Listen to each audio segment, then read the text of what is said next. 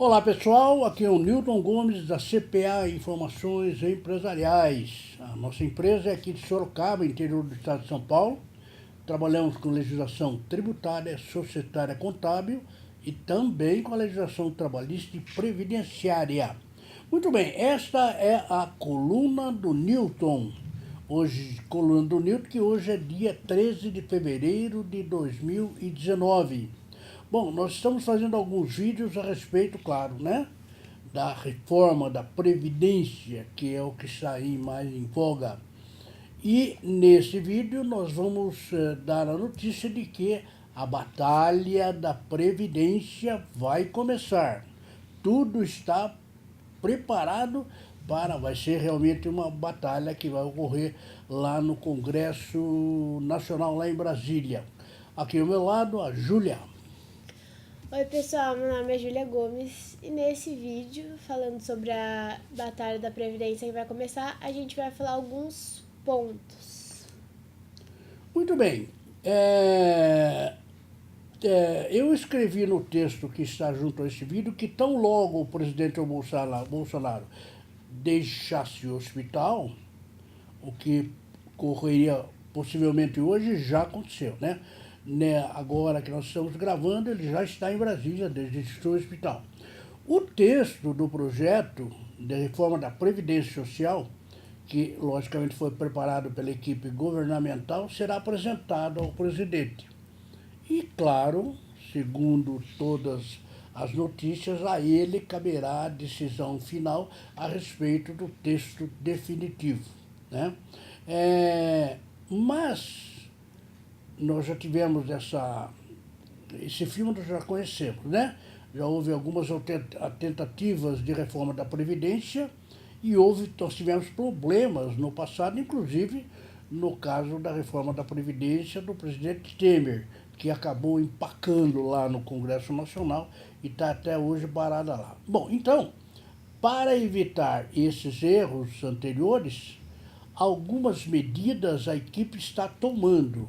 Ela está preparando algumas medidas exatamente para evitar esses problemas. Não é mesmo, Júlia?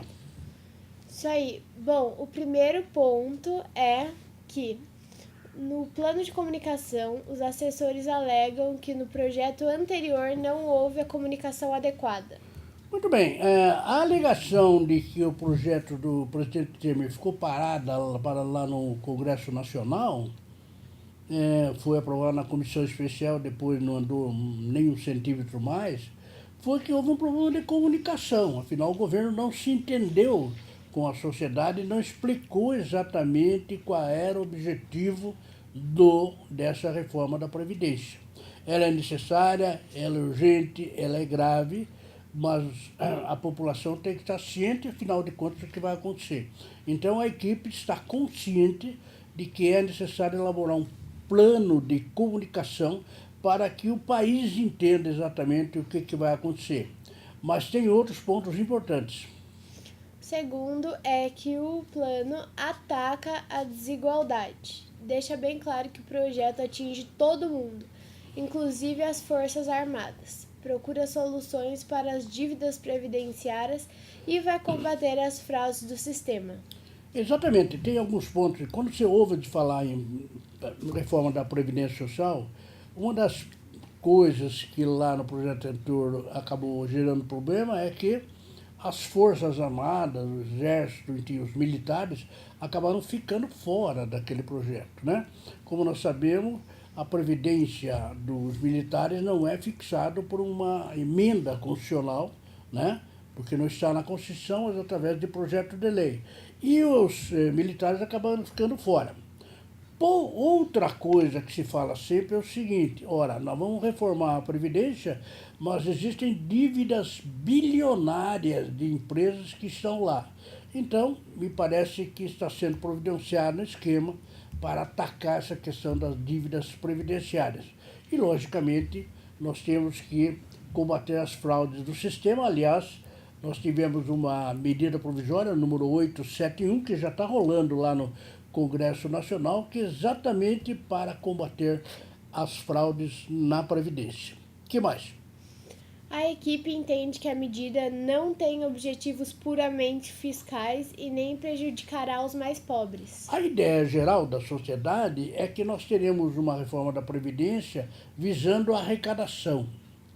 E não é só isso, pelo menos os assessores entendem aí, né? E também não prejudicará os mais pobres. Existe uma noção geral aí de que essa Previdência ela vai reduzir o valor mensal que era pago aos mais pobres, etc., né? Tem esse problema. Inclusive porque depois nós comentamos aqui que existe até uma medida que vai exatamente contra isso, para tentar vencer essa barreira de que é uma reforma meramente fiscal, quer arrecadar mais e vai prejudicar os mais pobres. Então, a ideia no texto é que isso seja combatido. Vamos lá. As alíquotas. Redução para as faixas mais pobres da população, de 8% para 7,5%, e aumento para as faixas mais altas, de 11% para 14%. Aqui tem uma medida de cunho altamente progressivo, né? Primeiro, para os mais pobres, digamos, que pagam 8, a intenção é reduzir para 7,5. E para as faixas mais altas, a intenção é aumentar de 11% para 14%. Claro que esses valores terão que ser fixados depois na legislação infraconstitucional, mas então essa ideia vai exatamente naquele objetivo de que, olha, a reforma da Previdência não vai ser feita para prejudicar os mais pobres, tanto que haverá redução das alíquotas de 8 para 7,5% e o aumento de 11 para 14 para as faixas mais altas, né? Então, a ideia é combater exatamente essa, digamos assim, esse pensamento das pessoas em relação a isso. Muito bem, outro ponto importante. Forças Armadas. Regras mais rígidas em relação às contribuições e aos benefícios. Exatamente. Os militares eles têm uma ideia diferente a respeito dessa questão da reforma tributária, tem aquele problema da reforma, da reserva, a alegação de que o militar não aposenta, mas ele tem que receber uma proteção da sociedade. Enfim, são vários argumentos. Por essa razão, qualquer movimento de reforma da Previdência, os militares têm ficado de fora, como ficaram no ano passado, no retrasado, na reforma do presidente Temer. Agora, a ideia é incluir os militares exatamente nessa questão desse projeto da Previdência, né? Então, com isso, vai se combater aquele pensamento de que os militares sempre estiveram fora. Vai-se, pelo menos a ideia geral da equipe é incluir todo mundo nessa reforma. E aí tem outras providências também, né? A cobrança de dívidas previdenciárias. Serão vetados os parcelamentos especiais, a remissão, a anistia e a moratória. Exatamente. Essa concessão de facilidades no pagamento tem que ser desastrosa para o país, né? Porque abre-se um tal no refis, o pessoal que está devendo adere, paga uma e duas, concede certidão negativa e depois para de pagar, né? Além disso, nós temos outras figuras aí que o contribuinte acaba não pagando através da remissão, da anistia e da moratória, né? Então, a ideia no projeto é exatamente fechar essas barreiras, né? Evitar que isso ocorra novamente, que é para que os contribuintes realmente paguem em dia as suas obrigações.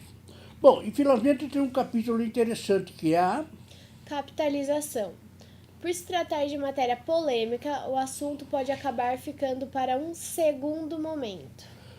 O problema da capitalização é o seguinte: ora, o sistema que nós temos hoje na Previdência é o chamado repartição. Você contribui com a sua Previdência oficial, o outro contribui. Tudo que é arrecadado vai formar um bolo só. Não tem identificação, não tem nada, é o bolo da Previdência. Aí, quando qualquer um atinge as condições para receber um benefício, digamos, de aposentadoria ou pensão, o que acontece? Daquele bolo geral, tira-se aquele benefício e vai pagando lá para o aposentado, pensionista e assim por diante, né? Só que esse sistema tem um problema. Por quê? Porque ele pode causar um déficit Chega uma hora que não tem dinheiro para pagar para os aposentados, os pensionistas, tal, né? E o Brasil corre risco disso, né? Só para lembrar, isso já ocorreu na Grécia, recentemente, ocorreu na Espanha e ocorreu em Portugal. Então, para evitar isso, a ideia, inclusive, do ministro da Economia, aí, o Paulo Guedes, é estabelecer o regime de capitalização. Como isso funciona? Por exemplo, eu, Newton, eu pago R$ 200 para a Previdência Social oficial. Esses R$ 200, ele não vai no bolo, ele vai numa conta minha em meu nome no banco. Né? Então vai ser aberta uma conta num banco, está lá Newton Gomes, R$ 200. No mês seguinte, mais 200 vai para 400. Depois, mais 200 vai para 600. Quer dizer, então isso vai sendo capitalizado em meu nome, com juros, etc, tal, né? Ora, dentro desse esquema, então, não haverá mais déficit. Por quê? Porque cada aposentado, pensionista, beneficiário, ele não vai receber de outra pessoa, ele vai receber o dinheiro que ele tem. Quando ele aposentar, o dinheiro que está capitalizado lá vai voltar para ele, lógico, dentro das normas gerais. A ideia da capitalização é essa. Só que tem porém, os críticos dessa ideia dizem que no Chile, por exemplo, há 10 anos, já temos o regime de capitalização lá no Chile. Só que, ao longo do tempo, a aposentadoria da capitalização foi caindo, e muita gente ganha muito pouco hoje, né? Bem menos do que deveria ganhar, inclusive com o sistema de repartição que nós temos no Brasil. Então, tem muita gente contrária a isso, e o assunto é meio polêmico, né? Toda vez que se fala em capitalização, arrepia todo mundo, né? Então, me parece que a comissão que elaborou o texto da reforma, parece que a ideia seria deixar esse tema da capitalização para um segundo momento, depois que tiver mais amadurecida a discussão tal. Né? Muito bem, então, isso aqui são alguns temas que eu registrei aqui, mas existem muitos outros, não é, Júlia? Isso aí. Bom, pessoal, esse foi mais um vídeo e muito obrigada. E eu gostaria de lembrar vocês sobre o blog da Reforma Tributária, que é reformatributária.netcpa.com.br, o site da CPA, que é netcpa.com.br. Siga a gente nas nossas redes sociais, @netcpa. Não se esqueça de se inscrever no nosso canal e curtir esse vídeo. Muito obrigada. Muito bem, então, antes de encerrar esse vídeo, vamos colocar a questão no seu tempo correto. O projeto, segundo a imprensa, já está pronto e será entregue ao presidente Bolsonaro hoje. Ele já está em Brasília, será entrado. Ele vai analisar, né, não sei quanto tempo isso vai demorar e tal, vai analisar com seus assessores, etc. E vai chegar um determinado momento que ele fala, ok, este é o texto, pode encaminhar. Aí isso vai ser encaminhado para a Câmara dos Deputados. Segundo o Rodrigo Maia, que é o presidente da Câmara, falou que vai chegar quarta ou quinta-feira da semana que vem lá. E depois começa a discussão.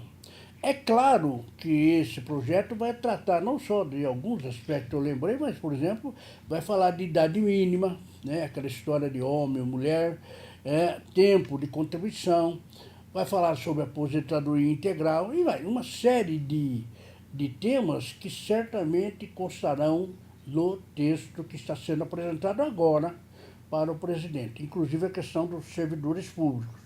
Então, ele vai analisar, etc., e parece que na semana que vem o projeto de emenda constitucional já deve estar protocolado lá na Câmara dos Deputados. Bem, a gente está monitorando o tema, perseguindo, acompanhando, e tão logo tenhamos mais detalhes, a gente volta para conversar sobre os vários aspectos aqui dessa reforma da Previdência. Então, eu espero vocês nos próximos vídeos. Muito obrigado.